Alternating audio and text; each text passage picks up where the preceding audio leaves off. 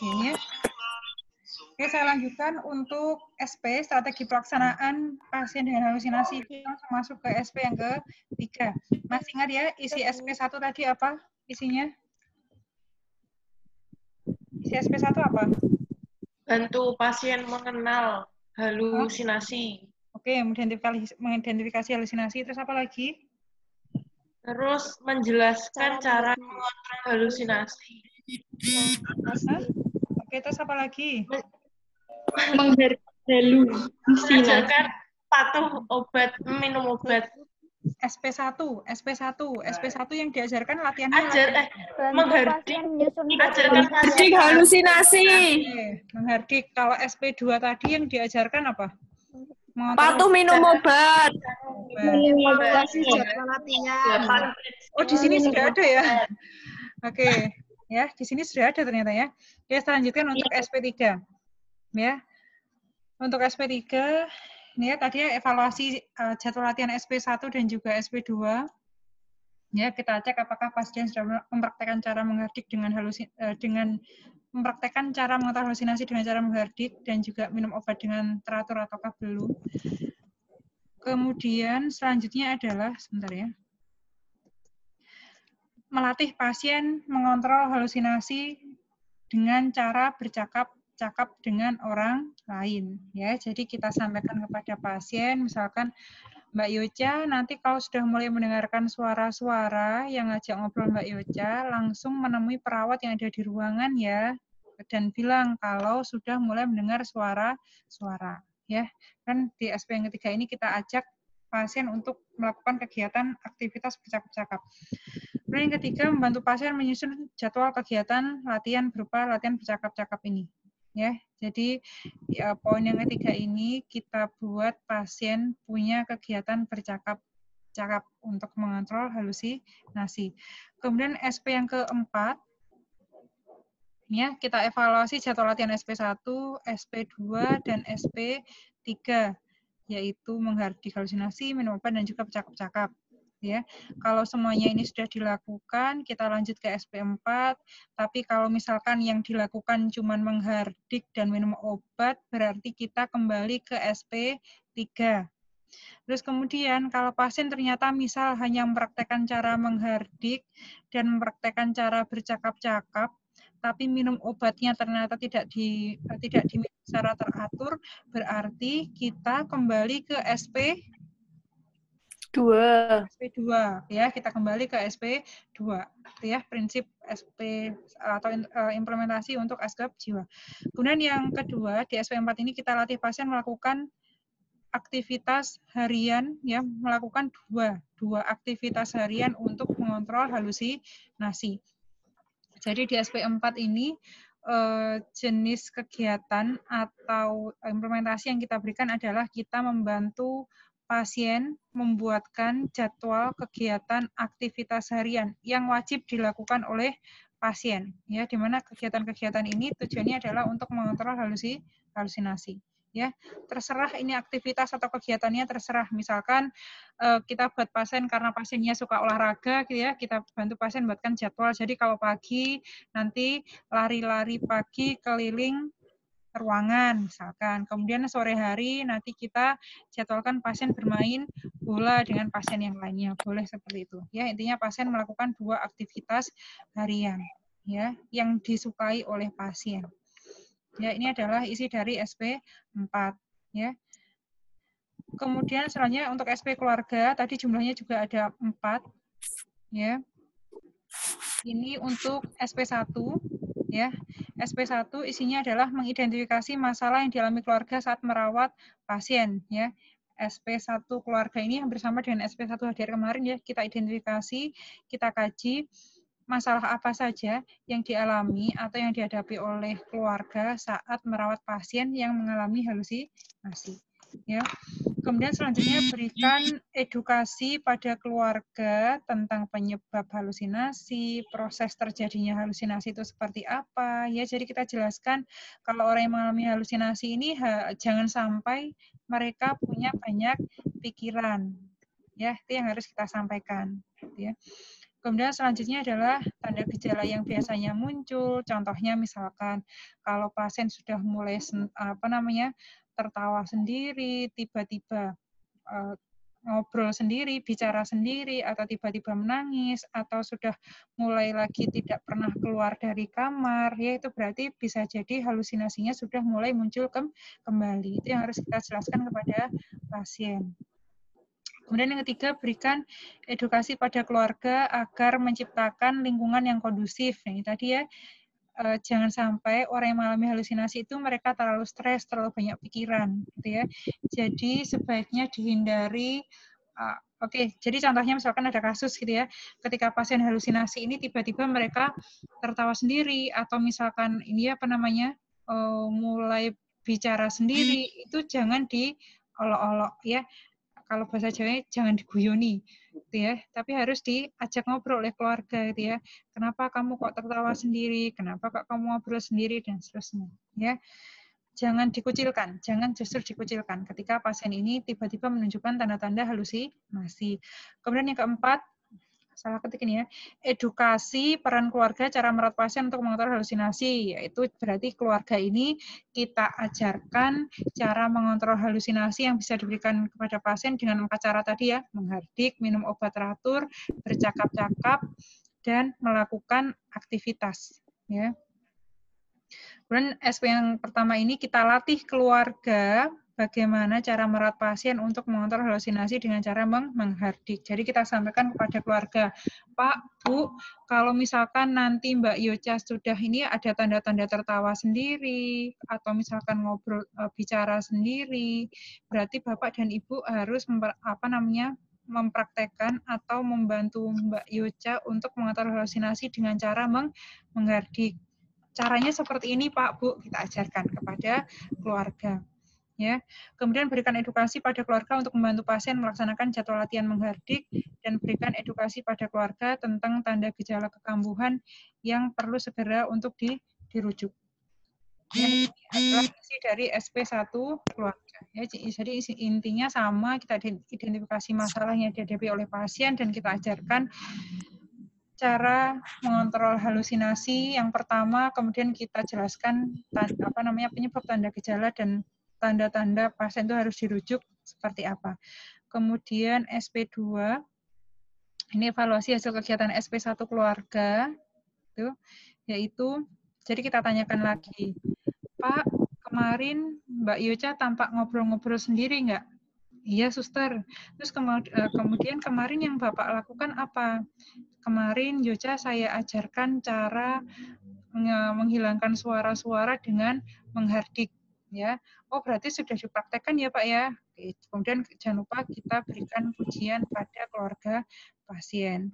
Kemudian selanjutnya kita jelaskan kepada keluarga ya cara merawat pasien untuk mengontrol halusinasi pasien dengan patuh minum obat ya. Jadi kita jelaskan kepada pasien kita jelaskan pada keluarga bahwa pasien ini harus minum obat secara teratur ya.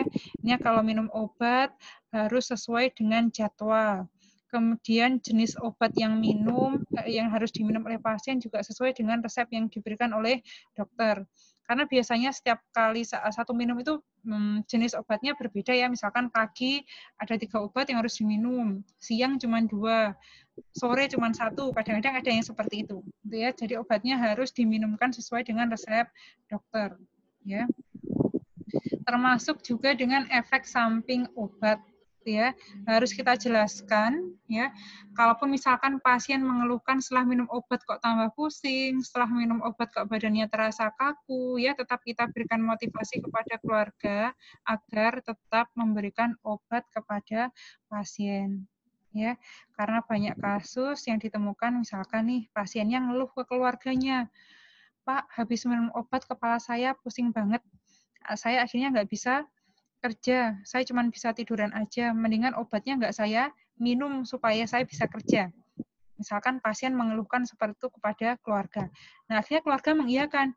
Ya sudahlah, daripada kamu pusing minum obat, nggak apa-apa obatnya nggak diminum. Nah, itu yang harus dihindari. Makanya kita jelaskan kepada keluarga termasuk juga efek samping obat yang mungkin nanti akan muncul akibat obat yang diminum oleh pasien. Ya, jadi keluarga tetap bisa memberikan bantuan pemberian obat kepada pasien dengan benar. Ya. Itu merupakan kasus yang paling tinggi, ya, kasus penyebab terjadinya kekambuhan, ya, akibat keluarga nggak mau meminumkan obat kepada pasien. Kemudian latih keluarga memberikan obat pada pasien dan edukasi keluarga untuk membantu pasien melaksanakan jadwal pengobatan pasien, ya, intinya harus dicek. Kemudian edukasi pada keluarga tanda gejala yang harus dikenali oleh keluarga yang perlu untuk segera dirujuk. Kemudian ada yang mau didiskusikan nggak untuk SP1 dan SP2 keluarga? Tidak, Bu. Ya. Oke. Nah, ini untuk SP3 keluarga, ini kita lakukan evaluasi hasil kegiatan SP1 dan SP2, dan jangan lupa berikan pujian pada keluarga pasien. Tahu ya caranya? Kita tanyakan lagi ya, Pak, kemarin Mbak Yoja tampak ngobrol-ngobrol sendiri nggak? Tampak ini, tertawa sendiri nggak? Lalu kita tanyakan, apakah latihan menghardik dan minum obatnya ini sudah diberikan oleh keluarga ataukah belum? Kemudian di SP3, ini latih keluarga untuk bercakap-cakap dengan pasien. Dan edukasi keluarga untuk membantu pasien melaksanakan jadwal bercakap-cakap dengan pasien. Jadi intinya kalau di SP3 ini, kalau misalkan keluarganya sudah senggang ya atau sudah selesai bekerja, jangan lupa untuk mengajak pasien ini ngobrol di rumah.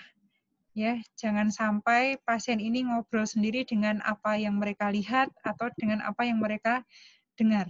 Ya, jadi intinya kita anjurkan kepada pasien, Bapak, Ibu, Mbak Yoja ini ketika di rumah harus sering-sering diajak ngobrol, ya. Tapi kalau sudah bosan, ya jangan dipaksa untuk diajak ngobrol, kayak gitu ya. Dan yang keempat, tetap sama edukasi tanda gejala kekambuhan. Kemudian untuk SP4, ini ya evaluasi hasil kegiatan SP1, 2, dan 3, dan latih keluarga untuk melakukan kegiatan sehari-hari dengan pasien. Jadi isi di SP4 keluarga ini adalah keluarga harus mengajak pasien atau keluarga harus melibatkan pasien dalam melaksanakan kegiatan sehari-hari. Kalau pagi misalkan harus menyapu rumah, pasien kita kasih tugas ya. Misalkan setiap pagi pasien harus menyapu halaman dan mencuci piring. Contoh misalkan ya, kenapa sih dari kemarin yang saya contohkan cuci piring dan seterusnya ya? Karena kelihatannya itu adalah hal yang kecil ya, tapi untuk ODGJ ketika mereka berhasil melakukan kegiatan sehari-hari yang sifatnya ringan, itu sudah cukup menunjukkan atau bisa menjadi kategori bahwa pasien ini idealnya sudah semakin mandiri ya. Jadi ketika melakukan aktivitas atau memberikan kegiatan kepada ODGJ, sebaiknya aktivitas yang diberikan itu adalah kegiatan-kegiatan yang berkaitan dengan kegiatan sehari-hari ataupun yang berkaitan dengan hobi yang sifatnya positif. Ya, kalau misalkan pasiennya nggak suka nyuci piring, nggak suka nyapu, tapi pasien ini misalkan sukanya melukis, ya nggak apa-apa, berarti kegiatan melukis itu dijadwalkan, ya, dan seterusnya. Ini intinya di SP4 itu pasien harus punya kegiatan, harus punya aktivitas yang terjadwal. Ya, ini untuk SP1, SP keluarga dan juga SP pasien. Nah, ini langkah-langkahnya sama ya, setelah kita menyusun rencana intervensi keperawatan pada pasien yang mengalami halusinasi, yang kita lakukan adalah melakukan implementasi dan menyusun SPTK. Masih ingat ya bentuk SPTK kemarin ya, isinya ada fase orientasi, fase kerja, dan juga fase terminasi. Oke, ini saya kasih contoh untuk SP1 halusinasi. Ya, ini contoh SP1 halusinasi, terbaca ya? Terbaca materinya? Sudah, Bu. Sudah ya?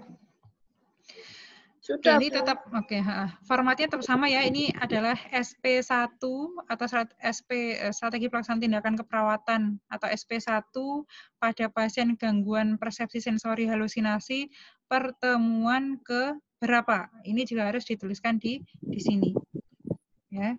Kemudian kemarin juga sama untuk pendokumentasian strategi komunikasi ini kita tuliskan kondisi pasien. Oke, ini contohnya ini ya. Nona Ani usia 27 tahun, sering tersenyum sendiri, terlihat seperti berbincang dengan orang lain, ya. Dan ketika kalian mengatakan sebelum dibawa ke rumah sakit, kalian mendengar suara-suara yang memintanya untuk memukul ibunya, ya. Jika tidak memukul, ya, jika si Mbak Ani ini tidak memukul ibunya, maka suara itu mengatakan bahwa suara tadi akan membunuh si Ani, ya. Jelaskan kondisi pasien yang berkaitan dengan halusinasinya. Kalau kita tuliskan diagnosa keperawatannya, kemudian, nah ini tujuan tindakan keperawatan di SP1 ya, berarti kalian mampu mengenal halusinasi, baik itu isi, jenis halusinasi, isi halusinasi, frekuensi, situasi, respon, dan upaya yang dilakukan. Kemudian kalian mampu menyebutkan cara mengontrol halusinasi, dan kalian mampu melatih mengontrol halusinasi. Cara pertama yaitu menghardik halusinasi. Kemudian selanjutnya tindakan keperawatannya, ini ya ada 4 ya, sesuai dengan yang ada di slide tadi ya. Kita salah ketik ya. Bantu pasien mengenal halusinasi. Kemudian kita jelaskan cara yang dapat dilakukan mengontrol halusinasi, ajarkan pasien cara menghardik, dan bantu pasien menyusun jadwal kegiatan latihan menghardik. Ya, masih ingat ya? Strategi komunikasi isinya ada 3 fase orientasi, fase kerja, dan fase terminasi. Ya, yang harus dilakukan secara berurutan. Oke. Oke, ini contohnya salam terapeutik masih sama ya. Selamat pagi, Mbak. Perkenalkan, nama saya siapa? Oh, salah nih ya. Mbak Ani bisa panggil saya perawat ini, dan seterusnya saya mahasiswa di sini. Seperti ini. Saya rasa nggak ada masalah salam terapeutik.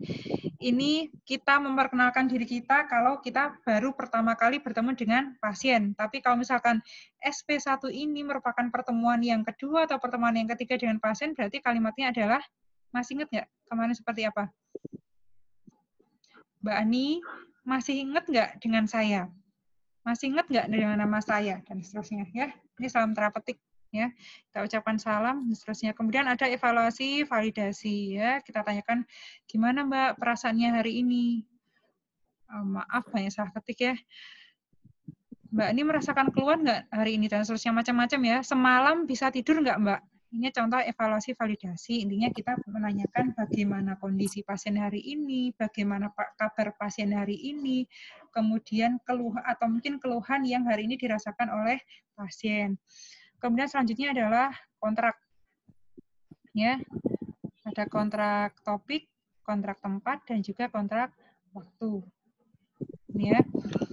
Ini kalau misalkan ya, misalkan kita sudah ketemu dengan Mbak Ani, ini misalkan ini pertemuan kedua.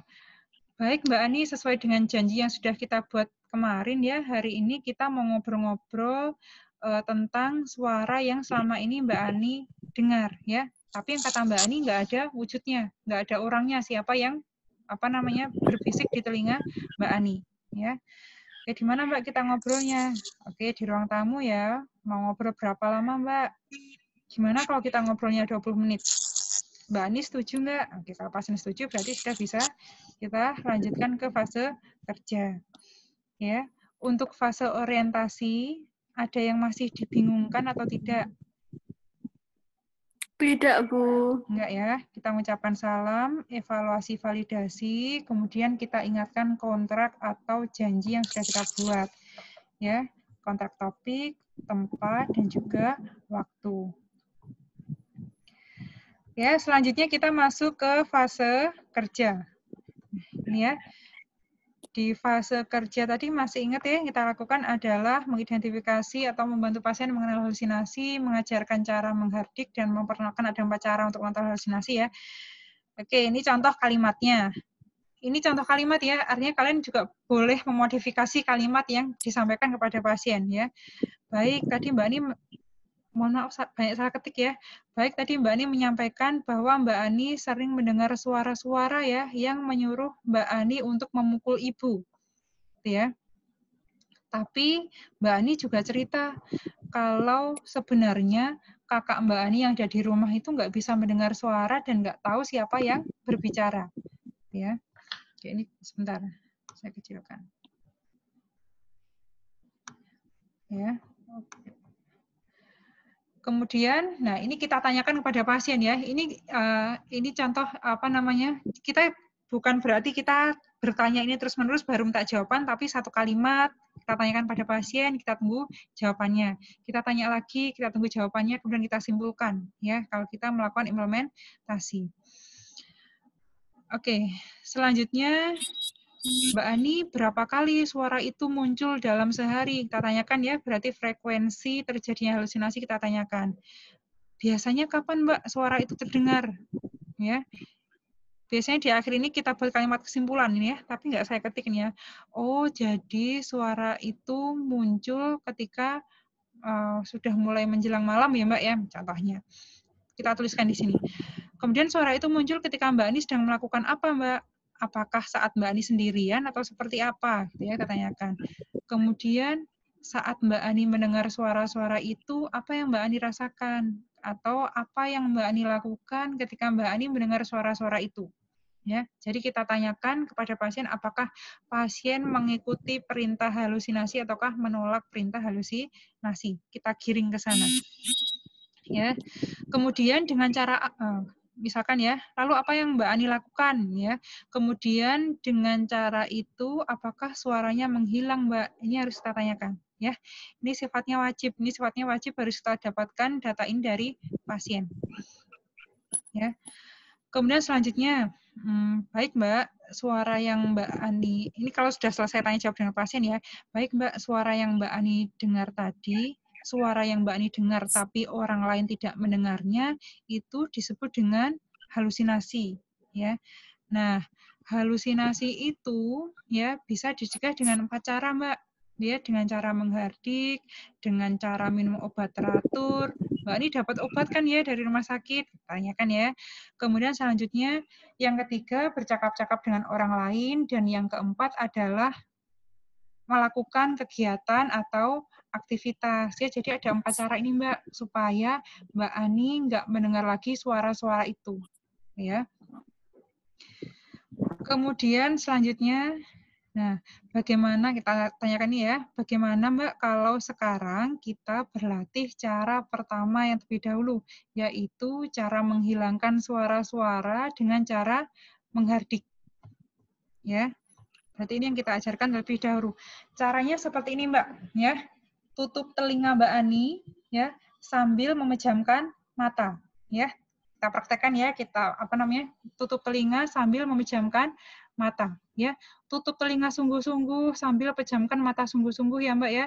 Kemudian ucapkan berulang-ulang, pergi, pergi kamu suara palsu, pergi aku tidak mau mendengar, dan seterusnya. Ya, contohnya seperti ini ya, pergi, pergi suara ini palsu, saya tidak mau dengar, pergi, saya tidak mau mendengarmu, pergi, dan seterusnya. Contohnya, ya, ini harus kita ajarkan.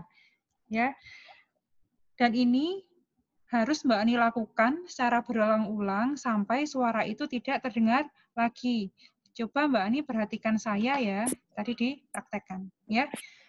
Tutup telinga sungguh-sungguh, tutup mata sungguh-sungguh, kemudian katakan dengan suara yang keras ya Mbak ya, pergi, pergi, kamu suara palsu, saya tidak mau mendengarmu, pergi. Itu ya, itu contoh cara menghardik. Ya, kelihatannya caranya agak receh gitu ya. Tapi itu ternyata cukup efektif untuk mengontrol halusinasi, ya. Ini cara yang pertama. Ya. Kemudian setelah perawat memperagakan, kemudian kita minta pasien. Nah, sekarang waduh, maaf salah ketik ya. Sekarang Mbak Ani yang gantian mencoba ya. Kemudian kita minta pasien peragakan dengan dibantu oleh perawat. Ya. Nah, sekarang Mbak Ani coba Mbak Ani. Mbak Aninya siapa ya? Oke, sebentar. Saya milih Mbak Ani dulu nih ya. Sebentar, siapa ya ini ya? Tiza, coba Tiza. Ayo Mbak Tiza, sekarang coba dipraktekkan cara mengontrol halusinasi dengan cara menghardik. Ayo Tiza. Dibicarakan juga, Bu? Iya, dipraktekkan. Saya kan lihat videonya Tiza. Coba. Tutup telinga rapat-rapat, terus tutup mata, terus menghardik suara itu. Pergi, pergi, jangan, kamu suara palsu. Tuh. Oke. Wah, luar biasa sekali ya Mbak Tiza ya. Mbak Tiza sudah bisa mempraktekkan cara menghardik halusinasi ya. Nah, ini nanti bisa Mbak Ani latih berulang-ulang ya saat halusinasi itu muncul ya. Jadi, suster, saya berharap banget nih nanti ketika ada suara-suara itu muncul, Mbak Ani bisa mengusir suara-suara yang muncul itu tadi. Ya. Nah, Mbak Ani, apakah masih mau ada yang ditanyakan dengan cara mengusir suara halusinasi dengan menghardik? Ya. Ini kita tanyakan. Sudah selesai fase kerja, misalnya kita masuk ke terminasi. Ya, terminasi kemarin ada 3 ya, ada evaluasi subjektif dan objektif, ada rencana tindak lanjut, dan kontrak yang akan datang. Ya. Oke, untuk evaluasi subjektif, isinya sama, kita menanyakan perasaan. Mbak Ani gimana perasaannya setelah kita ngobrol tentang cara-cara yang bisa digunakan untuk mengusir suara. Dan gimana perasaannya Mbak Ani setelah tadi sudah bisa atau sudah berhasil mempraktekkan cara mengontrol halusinasi dengan menghardik, kita tanyakan ya. Kemudian evaluasi objektifnya. Oke, nah Mbak Ani, coba deh sekarang sekali lagi Mbak Ani ulangi gimana cara menghardik suara halusinasi itu. Coba Mbak Ani ulangi lagi. Ani, aku mencarimu Ani. Ani lagi mana ya? Siapa ini? Mbak Ani, ganti yang cowok ya. Yokia, Iya, coba Bu. Yokia. Coba praktekkan. Yokia ada nggak ini ya? Oh, ini ada. Yokia, coba dipraktekkan Yokia. Kenapa yang kelihatan cuma rambutnya aja ya? Oke. Yuk, dipraktekkan Yokia. Masih ingat ya Pak ya, gimana tadi caranya mengontrol suara-suara? Masih, Bu. Caranya coba dipraktekkan lagi. Telinga. Coba dipraktekkan betulan. Caranya gimana? Nah ini misalkan pasiennya, biasanya pasien malu-malu gitu ya untuk mempraktekkan. Nah ini kalau pasiennya nggak mempraktekkan, kita dorong terus nih ya. Oke, caranya gimana tadi Pak Yokia? Nggak ada suaranya. Tutup telinga, Bu. Oke. Bilang, coba kamu suara palsu. Oke, jangan lupa. Oke, kalau masih salah jangan lupa dipraktekkan ya. Tutup kedua telinga ya, jangan cuma satu aja telinganya ditutup ya, sambil memejamkan mata dan ucapan dengan keras. Ya, seperti itu. Itu evaluasi objektif. Kalau pasiennya masih salah, kita betulkan lagi cara mengontrol halusinasi. Kemudian rencana tindak lanjut. Nah, ini berarti pasien dikasih PR. Nah, Mbak Ani tadi kan sudah bisa ya mempraktekkan cara menghardik halusinasi atau cara mengusir suara-suara dengan cara menghardik. Nah, sekarang bagaimana kalau kita buat jadwal latihannya? Mau berapa kali Mbak Ani latihan menghardik? Oh, Mbak Ani mau 3 kali ya? Oke, baik. Mbak Ani mau jam berapa saja latihannya? Ya. Oke, jam 9 pagi, jam 12, dan jam 3 ya. Oke, kita tuliskan ya di dalam jadwal kegiatan harian. Nah, dikasih PR ya, setelah diajari cara menghardik, pasiennya dikasih PR dalam tindak lanjut ini. Kemudian, wah Mbak ini nggak kerasa ya, yang tadi kita sudah ngobrol, sudah 20 menit nih, berarti kita sudah selesai ngobrolnya. Ada yang mau ditanyakan lagi nggak Mbak? Boleh seperti ini ya. Kemudian, Mbak Ani gimana kalau nanti kita ketemu lagi untuk belajar dan mempraktekkan cara menghilangkan suara-suara dengan cara yang kedua, yaitu dengan latihan minum obat. Mbak Ani kita mau ketemunya jam berapa? Oh, nanti siang ya? Jam berapa siang ini? Oke, jam 11. Kita ketemunya di mana? Oh, di alun-alun ya, bukan ya? Oke ya, di ruang diskusi ya. Oke, baik. Kalau gitu nanti kita ketemu lagi jam 11 di ruang diskusi untuk ngobrol, untuk mempraktekkan cara mengontrol suara-suara atau cara menghilangkan suara-suara dengan minum obat. Ya, kalau gitu saya keluar dulu ya Mbak Ani ya. Sampai jumpa.